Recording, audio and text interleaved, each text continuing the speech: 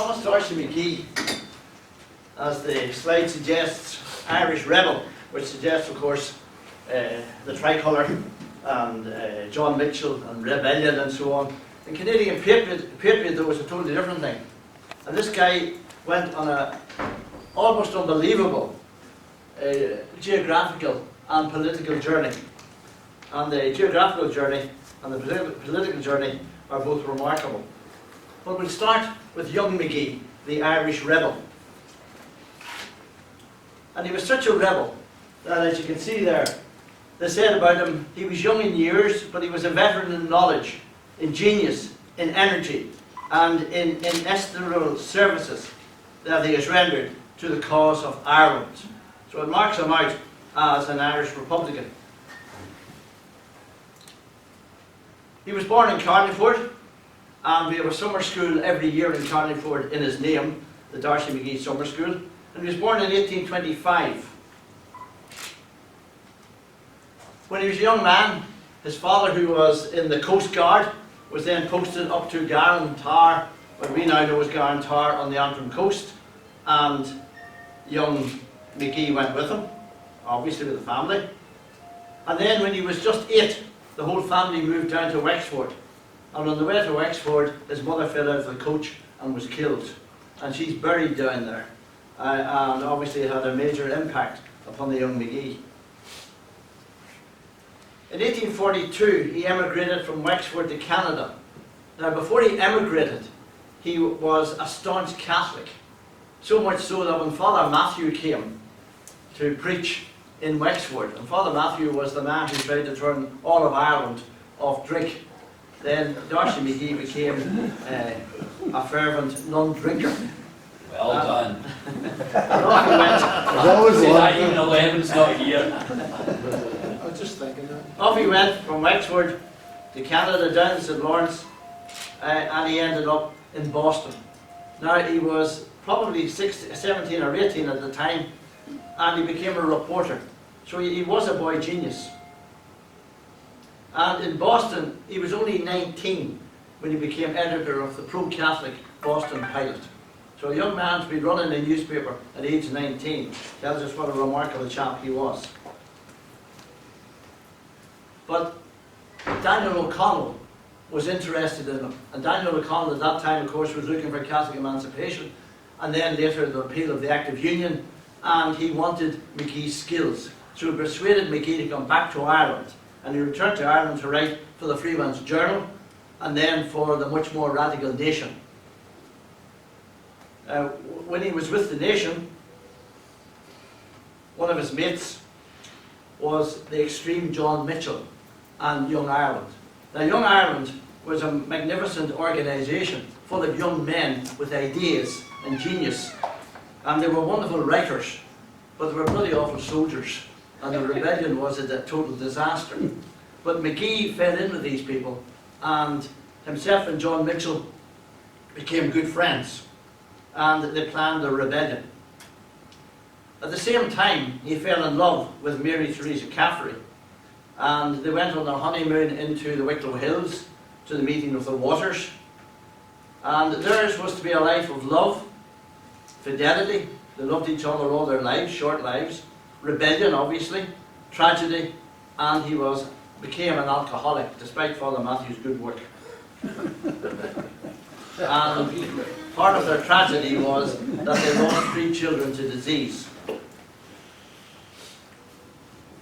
But like other young Irelanders, John Mitchell particularly, he was horrified by the Great Famine. And it was he who, after blaming Britain for it, of course, came up with the term coffin ships. He wrote, "I tell Lord Clarendon from this place to be aware of the ground upon which he stands. Treason against the people will justify treason against the crown." So there he is with John Mitchell more or less saying, you treated us so badly with the famine, you didn't help us, therefore we have the right to rebel. And it was he who referred first to coffin ships, or to sailing coffins from the famine.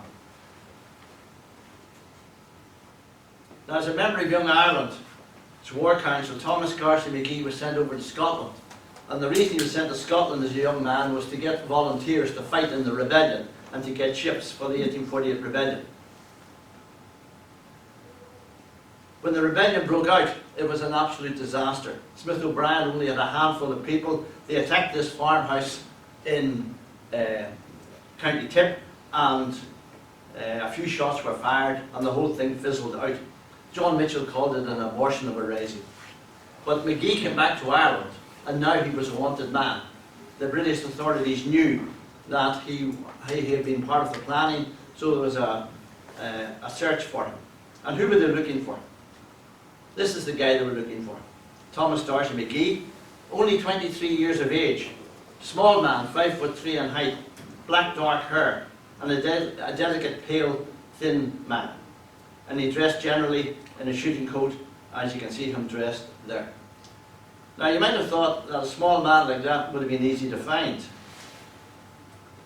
He dressed as a clerical student, and he was in and around Bundoran when he was staying in a house that the magistrate Thomas Blake was in. And Thomas Blake was looking for Thomas D'Arcy McGee. And Thomas D'Arcy McGee had to go through Blake's room to get to his own bedroom in the house. And they still didn't identify him. Now how they missed him, I do not know. But dressed as a clerical student, then he escaped from Bundoran, from Tyrone Bay, and he headed for Philadelphia. Now, one of the most significant moments in his life happened on that ship. Because on board the Shamrock, as he watched his beloved Ireland disappear below the horizon, Thomas D'Arcy McGee, who was also a poet, made a vow that was to haunt him. And the poem was called A Vow and a Prayer. And it goes, Ireland of the Holy Islands, if ever I cease to love ye, if ever I cease to serve ye, may I die a dog's death, outcast and hurried into earth as dogs are buried. So if I betray Ireland, I deserve to die a dog's death. When he arrived in Philadelphia, a transformation began that was to turn him from a fierce Irish physical force Republican into a British Empire loyalist, and eventually it was to cost him his life. So we look at the second phase of Thomas McGee's life as a Canadian patriot. He crossed over and he arrived in Philadelphia. Now he was a physical force Republican, and when he arrived in America, he blamed the clergy, the Catholic clergy, for the failure of the rebellion.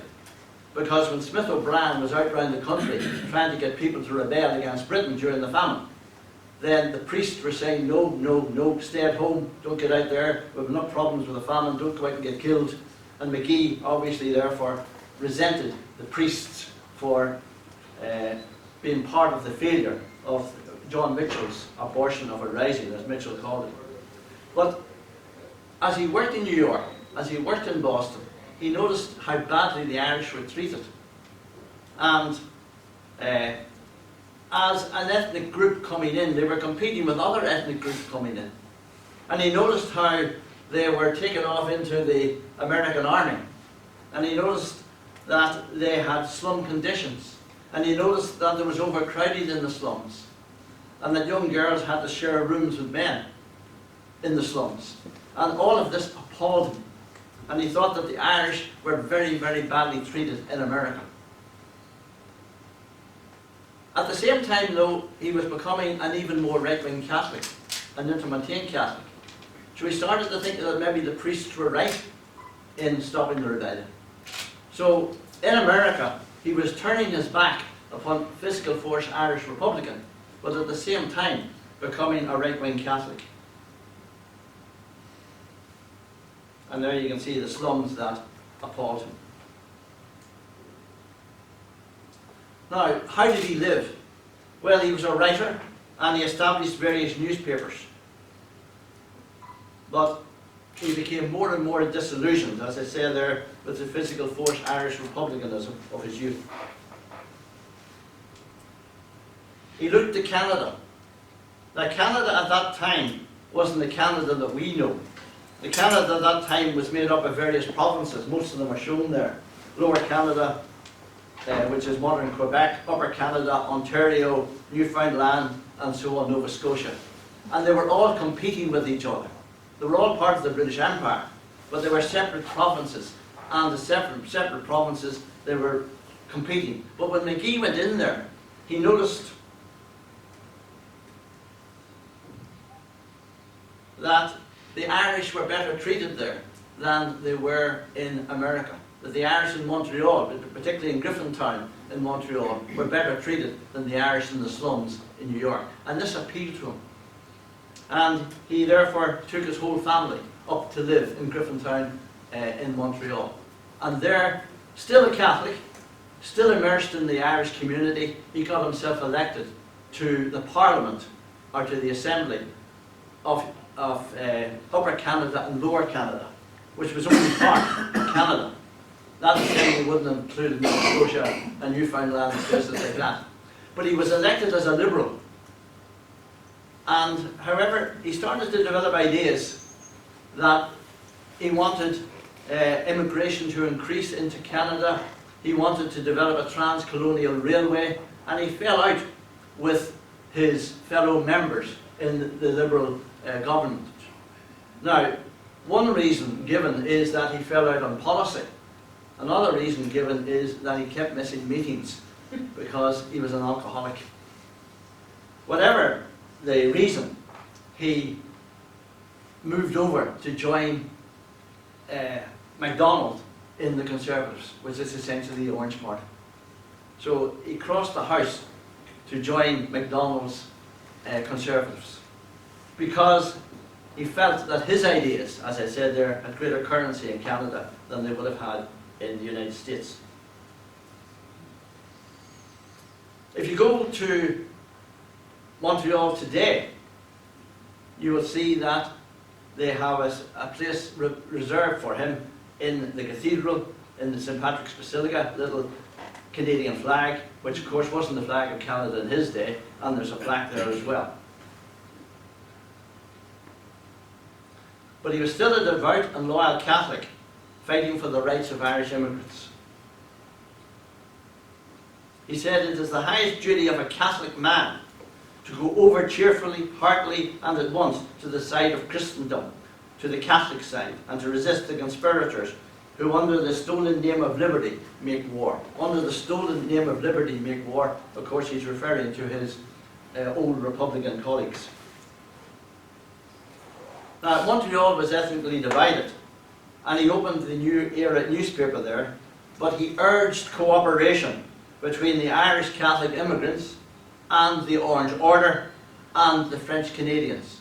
So unlike here, there were three groups there. There were the Catholic French, the Catholic Irish, and the Orange. Now, when you go to Montreal today, you'll see a great big Catholic church, for example, and right beside it, another great big Catholic church. So how come two great big Catholic churches just sitting together? French Catholics and Irish Catholics. Now, he was originally elected as an independent and later a Reform Member of Parliament. But in 1863, he crossed the House to the Orange Conservative Prime Minister, John A. Macdonald.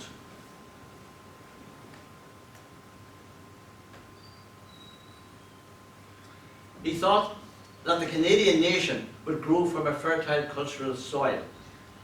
He looked at Canada, he saw all the provinces, he remembered Thomas Davis in Ireland, and he loved Thomas Davis, the Republican, and he loved Thomas Davis's ideas of uniting all the Irish together, as Wolfe Tone had.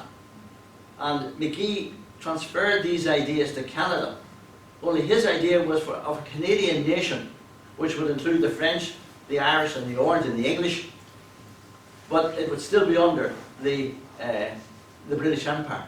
So he wanted a united Canada now within the British Empire. And he thought that education was extremely important. And he realized that a developing nation needed its own literature. It needed its own education.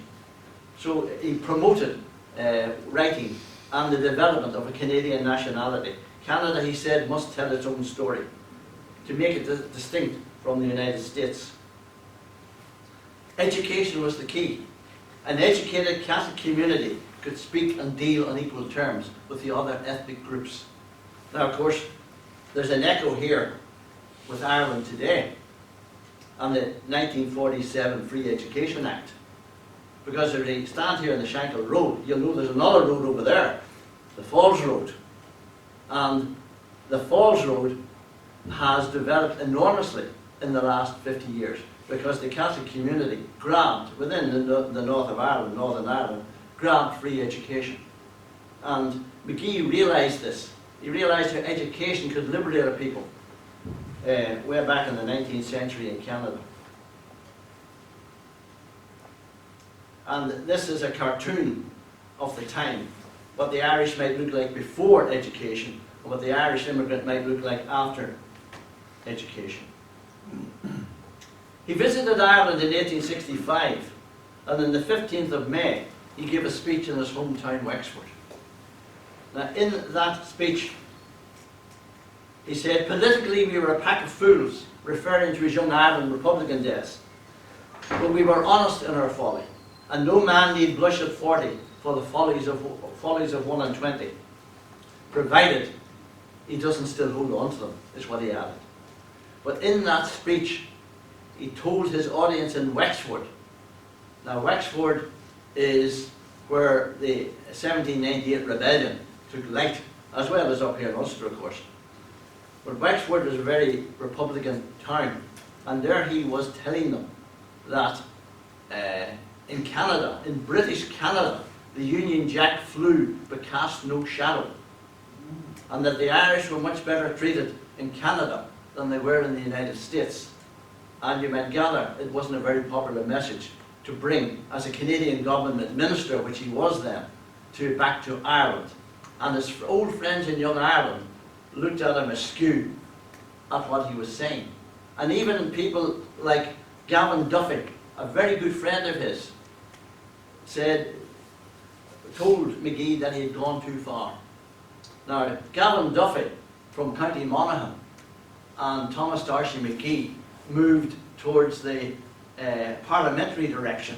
John Mitchell, young Irelander with them, stayed, born almost, well not born, but died a physical force Irish Republican. There was a great tension now between Mitchell's part of the United Ireland and Gavin Duffy's and Thomas D'Arcy McGee.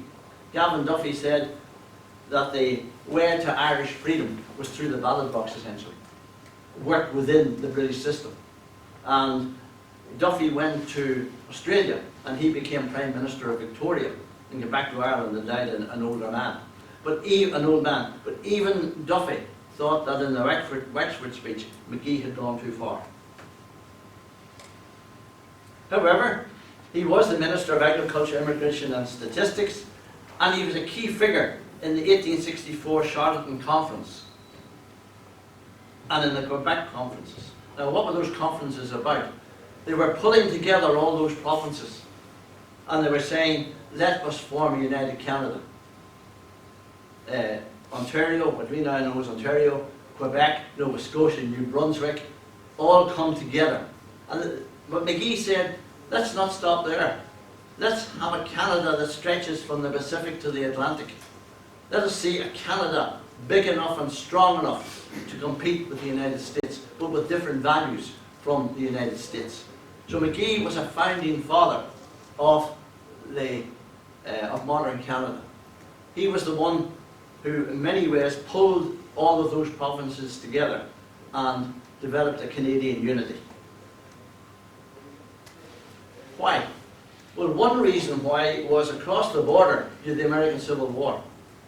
And the American Civil War was a training ground for the Irish to become soldiers.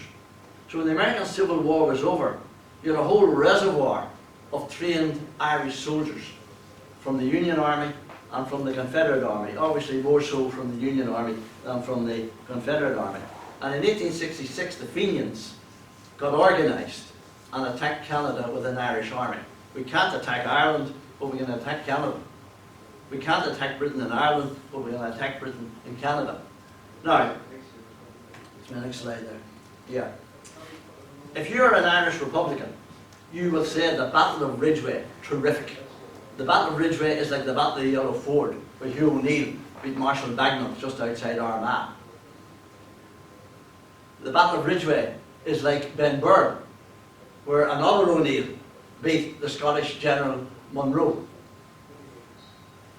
In reality, the Battle of Ridgeway was a skirmish between a few hundred Irish Republicans and a Canadian militia. Now, when you look at that portrait, or that picture obviously is from the Republican point of view. You have a well-disciplined Irish army with green flags and green uniforms fighting this British army in red uniforms. It wasn't like that at all. It was a skirmish. Most of the Irish would have been wearing a motley of Union and Confederate made-up uniforms, but they did win a victory.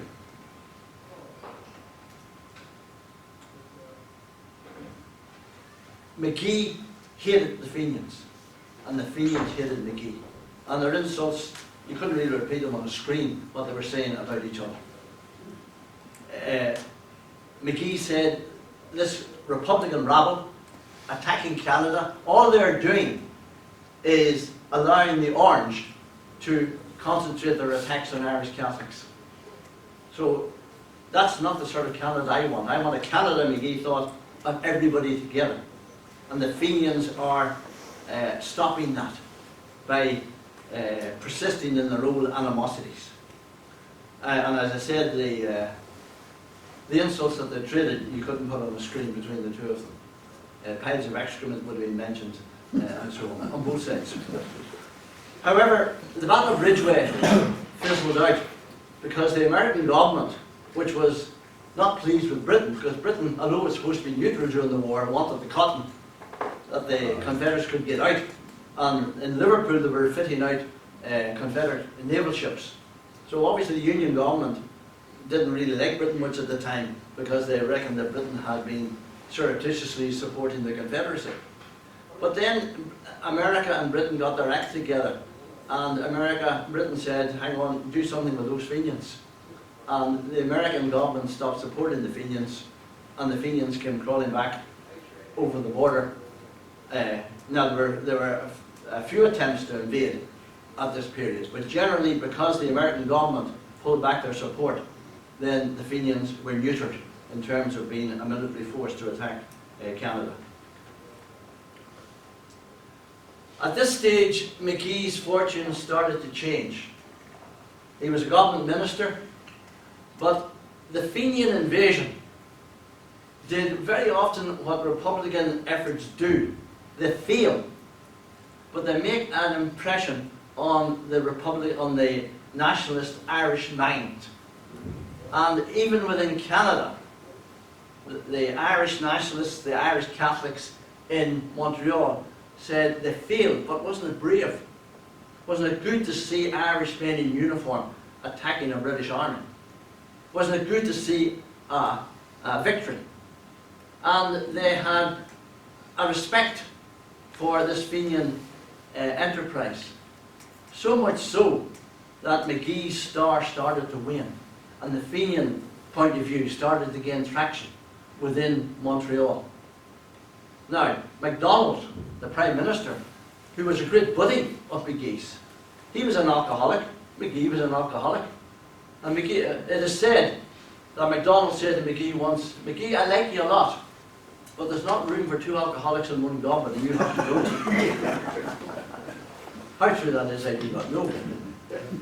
But MacDonald was a sharp, obviously he was a politician, and he realised that McGee was no longer of the same value to him in bringing the Irish to the table as he had been. And I think there were 12 government posts, and McGee didn't get one in the new United Canada. So essentially, MacDonald ditched him. So much so that he wasn't invited to the final conference in London, which set up the province of Canada. He arrived late, but he wasn't invited for the major negotiations. But Canada then became a united country. All the provinces together, there was one Canadian Parliament. The Dominion of Canada was formed on the 29th of March 1867, and Thomas D'Arcy McGee had been a major figure in promoting that. And they started to build a wonderful Parliament building. And if you go to it, it is magnificent. It is what a Parliament building should look like. But Thomas D'Arcy McGee, when he went up for election, struggled to get elected to it. The star was waning. And that's what I mean by magnificent Parliament buildings. It sits above the Ottawa River.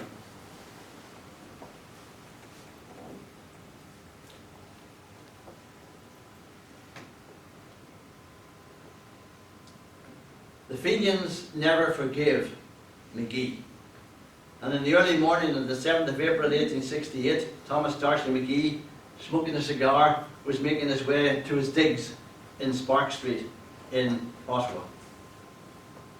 When he reached his lodgings,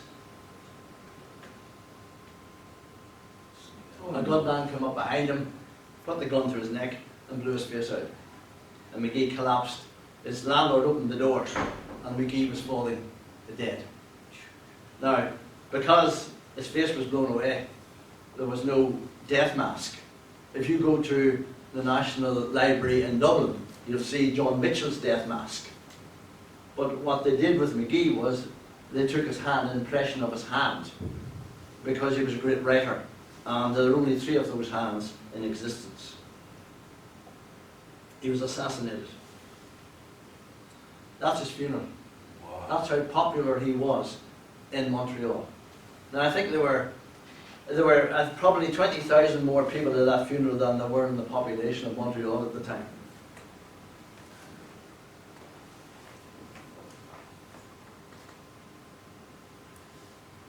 And that's his mausoleum. Revered in Canada.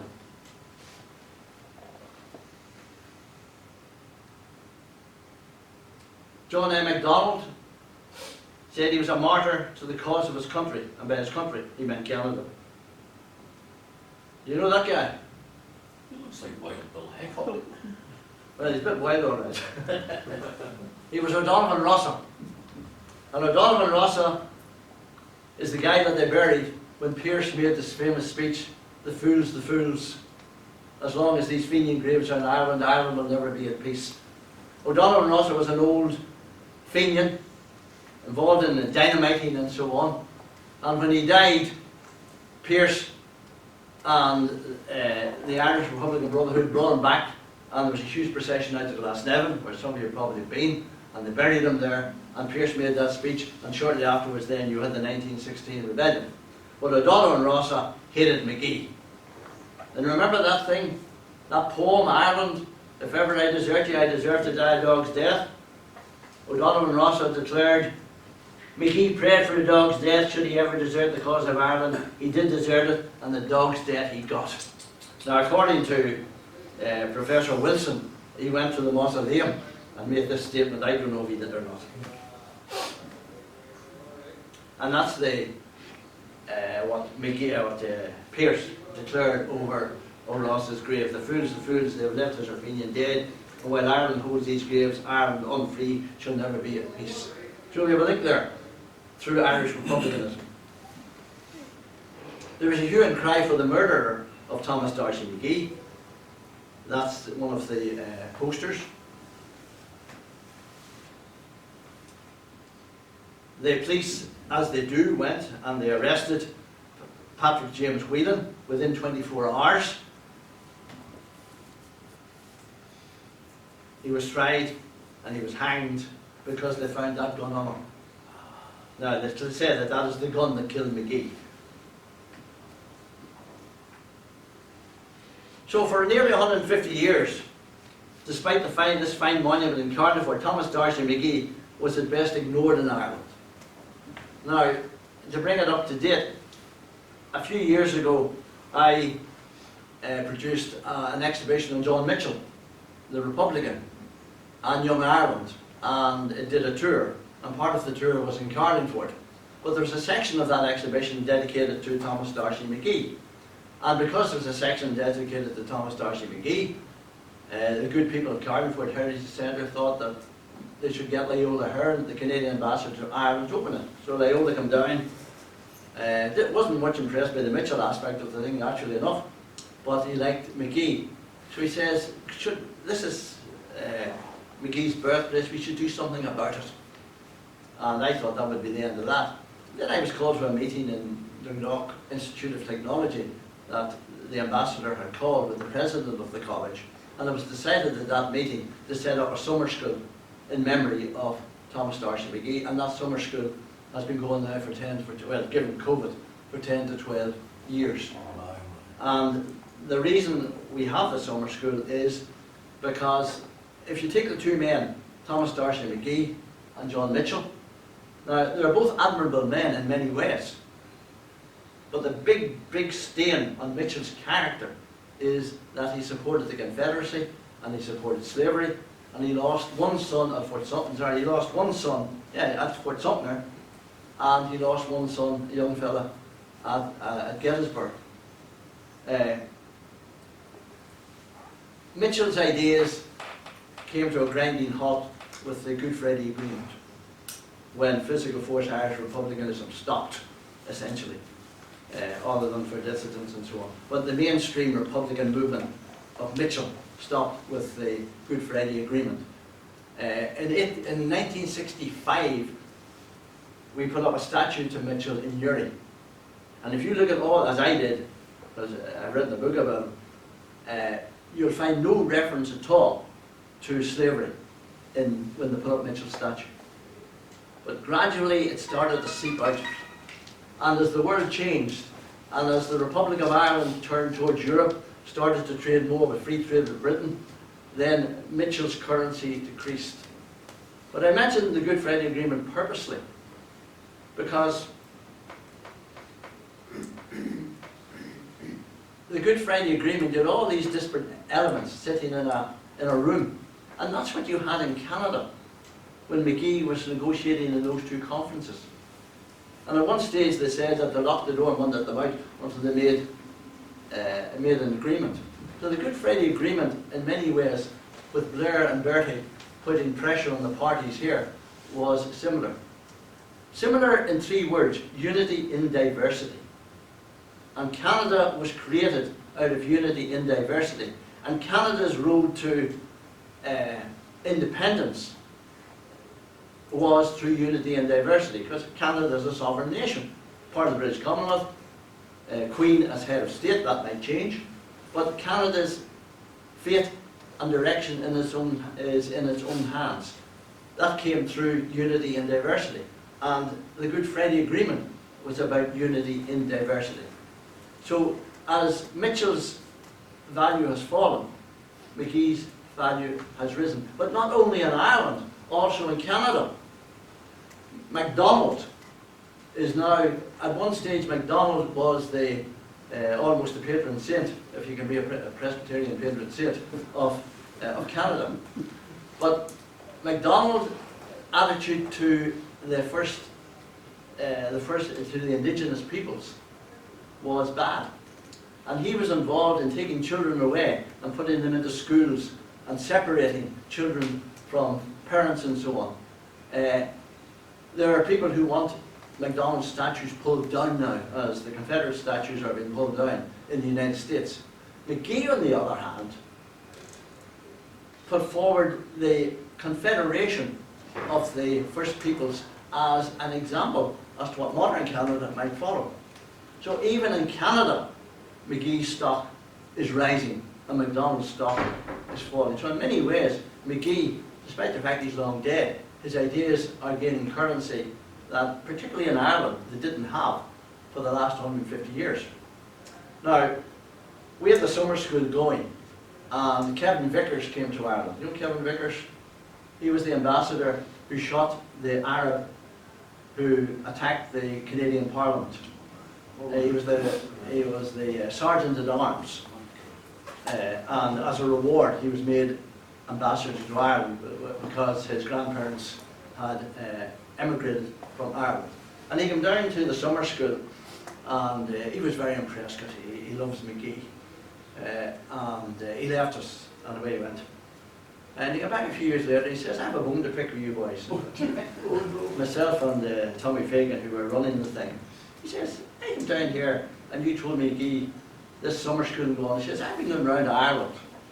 He said, and everywhere I go, I say, oh, Thomas D'Arcy McGee. And he says, I get one of two responses. One, who's he? Or the other response is that traitor. So, in many ways, there's still work to be done on the legacy of Thomas D'Arcy McGee. Anyway, that's Thomas D'Arcy McGee. What else have I got here? If you go to Canada, there are public houses called after him. Now, given the fact he was an alcoholic, I don't know that's such a good idea. But that's the D'Arcy McGee pub, and if you walk right, you come to the Parliament buildings.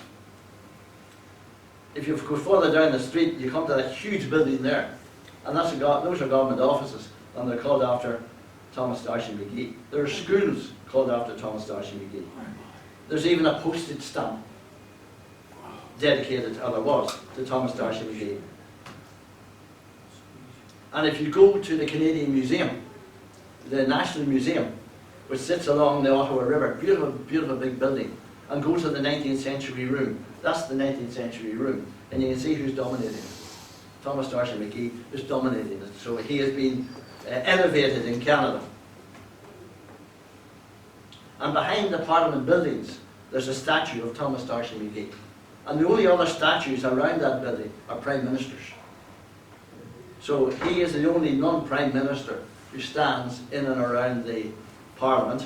And the statue, of course, is McGee's wisdom, and the young lady represents the young Canadian nation listening to the great ideas of Thomas D'Arcy McGee.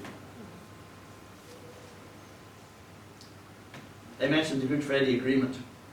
When they were putting together the Canadian Confederation, it was a strange scene. Men with disparate political views, some of whom could not stand each other, locked in a room trying to find a way out of Canada's constitutional problems. Professor David Wilson. That's the Good Friday Agreement crowd. Yeah. And you can see the parallel, obviously, between the two. So there you have it. Thomas D'Arcy McGee, Irish rebel, Canadian patriot. Last March, we took the Thomas D'Arcy McGee exhibition up to the Epic Museum in Dublin. The Epic Museum sits beside the Jeannie Johnson Famine Ship along the Liffey, and it is the most popular tourist attraction in Europe. So they say. They've done various polls. But in that, we were able to, for 3 months, from March to June, we had our exhibition on Thomas D'Arcy McGee, and most of what I've shown you there today is essentially the basis of the exhibition of Thomas D'Arcy McGee. And Our Excellency Nancy Smith, Canadian Ambassador to Ireland, is extremely interested in him and wants to promote the idea of Thomas D'Arcy McGee.